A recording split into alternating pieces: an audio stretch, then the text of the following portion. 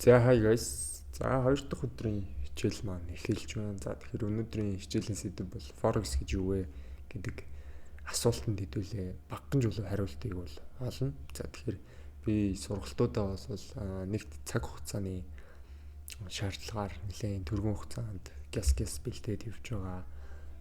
Хоёрт бол энэ зах зээлийг бол одоо онлын үрийн тайлбарлах юм бол маш том зах зээл, маш удаан ярина, маш удаан сонсох хэрэг болно те. Тэгэхээр би хамгийн гол зүйлүүдийг хамгийн энгийн ойлгомжтой байдлаар одоо хүүхдэд ойлгохдохоор хэмжээнд бол одоо заах гэж хичээх болно. Тэгэхээр та бүхэн ч гэсэн цааш нь одоо миний ярьж байгаа зүйлүүдийг бол одоо ерөхий малгай гэдгийг бол ойлгоод цааш нь лавшруулад ингээд судлах хэрэгтэй маш том зах зээл байгаа шүү. За тэгээ өнөөдрийнхөө хичээлийг эхлэе.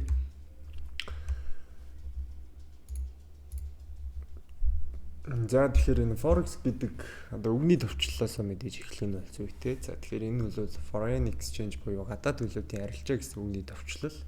За энгийнээр хэлэх юм бол нэг улсын валютыг нөгөө улсын валютаар одоо сольж ханшийн зөрүүнээс нь одоо ашиг болох үйл явцыг бол Forex гэж хэлж байгаа. За тэгэхээр энийг бол бодитоор хийдэг эсвэл онлайнаар хийдэг ийм төрлөл байна. За тэгэхээр Forex бол онлайнаар хийх боломжтой төрлөл нь. За бодитоор хийх боломжтой төрлөл бол илүү банкн дээр ч юм уу те валют солидог шүү дээ. Тэрнтэй адилхан энэ бүгд маань энэ хүү зах зээл дээр бол одоо бүгд л арилжаа хийж байгаа. Тэгэхээр та бүхэн ч гэсэн өөрөө мдээгүй ч гэсэндээ энэ зах зээлийн нэг хэсэг болоод бол явж байгаа. За энэ зах зээл нь бол одоо хамгийн их мөнгө эргэлддэг, хамгийн их хөрөнгө өдөрт одоо эргэлддэг ийм зах зээл байгаа. Тэгэхээр сүүлийн одоо 15 20 орчим жил те 15-аас 20 орчим жилийн хугацаанд бол одоо тогтвортой өсөж байгаа. Жил болгон нийт эргэлдэж буй хөрөнгийн хэмжээ нь бол одоо өсөж байдаг ийм зах зээл байгаа. За тэгэхээр 22 онд бол одоо 7.5 их 80 долларыг өдөрт бол эргэлддэг байсан. За 25 онд гэхэд бол 9.5 их 80-аас 10 их 80 ам доллар бол одоо өдөрт эргэлддэг ийм маш том зах зээл байх нэ. Тэгэхээр хэдүүлээ энэ зах зээлийн одоо цэгч хүрэхгүй те маш жижиг оролцогч нар байгаа. За тэгэхээр энэ хүү зах зээл маань яаж ажилдаг вэ гэхээр энгийнээр хэлэх юм бол үргэлж хоссоороо хийгддэг, хослолоор гэсэн үг. За энэ хослол гэдгийг бол одоо pairs гэж нэрлэж байгаа. За тэгэхээр хамгийн энгийн жишээ бидэрт хамгийн ойрхон жишээ бол одоо ам долларыг харьцсан төгрөгийн харьцаа тий. За одоо төгрөг сулраад байна, ам доллар чангараад байна гэдэг ингээл яриад идэг шүү дээ. Энэний чинь цаана мэдээж энэ хоёр хослолын зөрүүний асуудлууд бол яригддаг гэсэн үг. За тэгэхээр энэ зах зээлд бол одоо хамгийн том байгууллагууд бол мэдээж оролцож байгаа. Бүхий л улсуудын одоо төв банкнууд оролцож байна тий. За арилжааны банкнууд бол оролцож байгаа. Төв банкнаас гадна. За тэгээд хөрөнгө оруулалтын сангууд, үндэстэн донсон том корпорациуд бол одоо өдөр бүрийн зах зээлийн одоо нэгэн хэсэг болоод ингээд явдаг. За үүний дараа бол мэдээж retail traders буюу хамгийн жижиг одоо бидрийг хилдэг хувь хүмүүсийг хэлж байгаа. За тэгэхээр энэ трейдерүүд бол одоо бас энэ зах зээлд бол ингээд оролцоод явдаг. Томчуудтай ингээд ан ман үзэлцээд явдаг гэх юм уу тий. За бас нэг юм давуу тал бол байгаа. За энэ зах зээлийг бол одоо энэ зурагт харагдаж байгаачлан Сидней, Токио, Лондон, Нью-Йорк гэсэн энэ дэлхий дээр байгаа хамгийн том дөрвөн бирж бол энэ зах зээлийг 24 цаг бол одоо ингээд ажилуулдаг. Тэгэхээр энэ зах зээл нь бол 7-ны 2 амралтын өдөр бол амардаг. За нэгтгэс 5 дахь буюу ажлын өдрүүдээр бол одоо 24 цаг бол ажилдаг байгаа. За тэгээд цагийн зөрүүнээс шалтгаалаад энэ дөрвөн улсад байрлаж байгаа дөрвөн том бирж нь бол одоо нэг нэгээрээ нэгийгээ хаахад нөгөөгөө нөхдөг байдлаар тий. За заримдаа ингээд хамтдаа нээлтэн дээр хамт нээгдээд явдаг ч юм уу. Иймэрхүү байдлаар бол энэ зах зээлийг бол одоо 24 цаг бол ажилуулдаг ийм онцлогтой давуу талтай зах зээл юм тий. За энэ дөрвөн том бирж нь бол мэдээж зөвхөн хамгийн том гэдэг тодорхойлолтой. Цаана нь бол одоо маш олон биржүүд бол одоо энэ зах зээл дээр бол одоо оролцоод нэг хэсэг нь болоод бол явдаг. За энэ зах зээлийн бол одоо хамгийн хүчрхэг мөнгөн тэмдэгт бол одоо USDT буюу одоо бидний мэдгээр Америкийн валют байгаа. За тэгэхээр USDT бол одоо энэ зах зээлийн хамгийн оргил, хамгийн хүчрхэг бүх ослол USDT-тэй бол одоо байдаг, хоршдог, сольж болдог тийм. За одоо тэгээд хамгийн энгийн жишээ хэлэх юм бол хэдүүлээ гадаад аливаа нэг гадаад руу явах гэж байгаа бол доллараар төгрөгөө доллар болгож авч явдаг тийм. Тэгээд очиод тухайн улсын мөнгөнд тэмдэгт рүү бол одоо долларыг хөрвүүлээд ингээд явдаг. Тэгэхээр энэ өөрөө доллар маань бол одоо хамгийн хүчтэй гэдэг тодтолцоолоор бол одоо маш олон жил бол ноёрхож байгаа. За Forex арилжааны бүтцийн хувьд бол одоо энэ дэлгэцэн дээр харагдаж байгаа жишээ retail clients буюу одоо хамгийн жижиг хэсгүүдийг бол бидний шиг хүмүүс бол бүрдүүлж байгаа. За тэгээд цаашлаад онлайн трейдингийг одоо хийх боломжтой болгож байгаа брокерууд байна тий. За цаашлаад liquidity provider буюу одоо ханш нийлүүлдэг компаниуд байна. За үүний цаана энэ томоохон банкнууд байна. Орон бүрт одоо Монгол банк шиг төв банкнууд бол байгаа. Тухайн улсынхаа одоо валютыг хэрхэн яаж авч явах вэ? Мөнгөний бодлого нь яаж авч явах вэ гэдгийг шийддэг тийм банкнууд бол мэдээж байдаг. За мөн улс болгонд бол одоо жижигхэн арилжааны банкнууд бол бас байдаг. За одоо хамгийн ойрын жишээ бол Хаан банк, Голомт банк гэдэг бол одоо энэ арилжааны банк хэсэгтээ бол орно.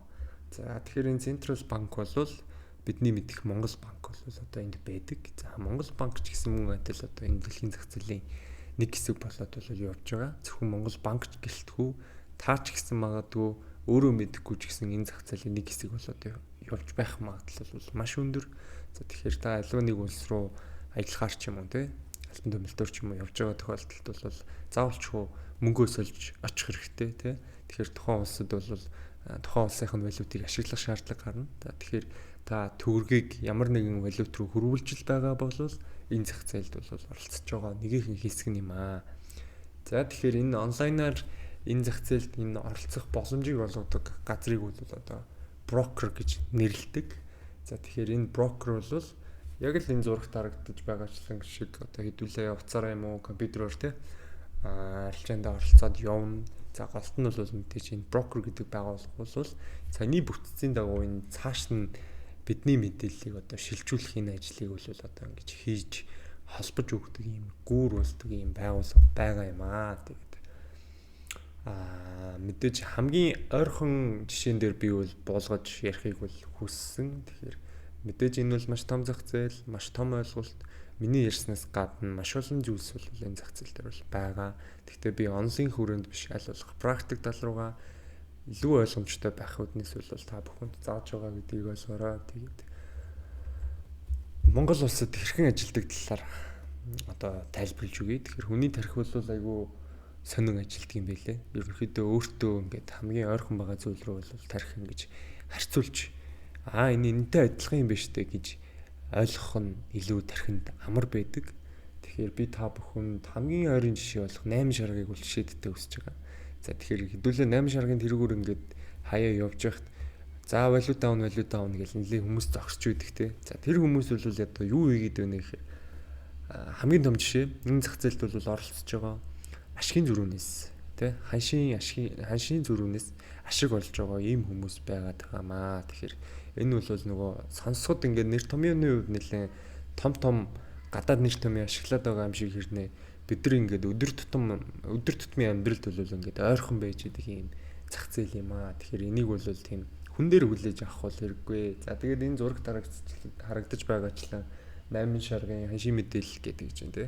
За тэгсэн чинь хамгийн дээдлэлт нь USD худалдан авах нь 3575, худалдах нь 3581 гэдэг. Ингээд зөрүүтэй байгаад байна тий. За энэ хоёр ханшны л одоо зөрүүн дээр ашиг хийгээд байгаа юм л та. Ер нь бол хямдхан аваад үнэтэй зараад тий. Иймэрхүү байдлаар ашиг хийж байгаа хүмүүс бол одоо 8 шарга дээр зогсож байдаг тий. Хамгийн ойрын жишээ бол энэ байна. За хамгийн мэрэгжлийн төвшөнд арилжаа хийдэг газар бол мэдээж банкнууд байгаа. За Монгол банк ч гэсэндээ бусад банкнуудтайгаа яг энэ арилжааг бол хийдэг. Валютын арилжаануудыг бол хийдэг. Тэгэхээр энийг бол Монгол улсад бол одоо swap болон forward гэдэг ингээд гэрээний харилцаагаар бол зохицуулаад явдаг. За тэгэхээр Монгол банкны энэ вебсайтаас би энэ мэдээллийг бол авсан. За тэгэхээр валютыг бол тий forward болон swap гэсэн энэ хэлцлийн хүрээнд бол Монгол банкнаас бусад арилжааны банкнуудтайгаа одоо солилцоо хийдэг гэсэн үг. Тэгэхээр энийг бол гэрээ байгуулад гэрээний үндсэн дээр солилцоо хийж байгаа гэсэн үг. За энэ гэрээг байгуулсныхаа үндсэн дээр тодорхой хэмжээний бас ханшны зөрүүнээс бол тодорхой хэмжээний ашгийг бол одоо ингээд арилжааны банкнууд болон одоо Монгол банк бол одоо хийгээд явдаг байгаа. Тэгэхээр Монгол банк бол мэдээж Монгол улсын валют болох одоо төгрөгтэй төгрөгийн бодлогыг бол хангаж ажиллаж байгаа. Төгрөг чангарах уу, сулрах уу, инфляц яах уу гэдэг тэр бүх зүйлд бол одоо ингээд оролцоод явж байгаа мөн одоо долларын нөөцтэй бусад валютуудын нөөцүүд бол одоо бүгд Монгол банкн дээр хадгалагдж байгаа. За мөн дүнжлэн одоо алт тий. За Монгол бол одоо маш олон уурхайтай алтны нөөцтэй өөр бусад одоо түүхийн газрын түүхий эдэд бол байдаг юм бас онцлогтой юм улс орон. Тэгэхээр алтыг бол бас Монгол банк бол өөрсдөө худалдаж авдаг алтны уурхайнуудаас. За гэх мэтчлэн Монгол улсад бол одоо энэ ойлголт нь бол онлайнаар хийгдээд байгаа гэдэг нь л шинэхэн юм шиг хэрнэ. Бодит амьдрал дээр бол одоо бидний одоо мэдхээс өмнө төрхөөс ч өмнө баг хийгдээд явж байсан ийм онцлогтой юм зах зээл байгаад байгаа. Тэгэхээр энэ зах зээлийн бол одоо ингээд нэг хэсэг болоод бол хэдүүлээ явнаа. Цаашид энэ зах зээлээс бол одоо суралцаад явна. Тэгэхээр ерхий ойлголт өгөхөд бол яг энэ зах зээл бол ийм зарчмаар ажилдаг байгаа шүү. Тэгээд цааш нь мэдээж би бол хамгийн ерхий хамгийн ойлгомжтой энгийнээр тайлбарлахыг бол хичээж байгаа. За тэгэхээр та бүхэн цааш нь дэлгэрүүлээ судлахыг хүсвэл магадгүй энэ Gemini гэдэг Google-ийн AI байгаа. Тэгэхээр эндээс бол ингээд хаагаад үзээд ингээд явах боломж бол зөндөө байгаа. Google-с ч гэсэн бүх мэдээллүүд бол хангалттай хэмжээгээр бол байгаа. За би бол илүү практик тал руугаа яаж арилжаанууд хийх үү те. Тэр тал руугаа юмнуудыг бол хийгээд явна. За онлайн мэдлэгийг бол та бүхэн өөрсдөө бас судлаад авсан нь бол зүйтэй байна. За тэгээд өнөөдөр бол хэдүүлээ цаон шинэ ойлголт руу орох гэж байгаа учраас тодорхой хэмжээнд ингээд багсаагаар энийг л хэлээд байгаа юм биш. Тэгээд энгийн жишээ рүү буулгаад ойлгоцсон нь бол дээр. За тэгээд өнөөдрийн хичээлийн төгсгөлт бол нэг бүх зөвлөгөө байгаа. За ингээд та харж байгаах те юун Лос Анжелес гэдэг нэг олимпийн зураг гаргаад ирв. Тэг яг энэ дээр хэлхийг хүссэн зүйл нь бол 4 жил нэг удаа бол олимп болдог те. Тэгэхээр олимпиад оролцож байгаа тамирчид бол дараагийн олимпиа хүлээгээд ингээд маш их бэлтгэлийг хийгээд тэр хугацаанд бол одоо ингээ өөрийгөө хөгжүүлж байгаад тэгээд энэ олимпиад оролцож одоо өөрсдийнхөө бэлтгэлийн чанарыг шалгадаг. За тэрнтэй адилхан хэдүүлээ маш том зах зээл рүү орж иж шууд олимпиад орно гэж юу бах вэ? Тэгэхээр маш их бэлтгэл хэрэгтэй, маш их хугацаа төвчээр хэрэгтэй.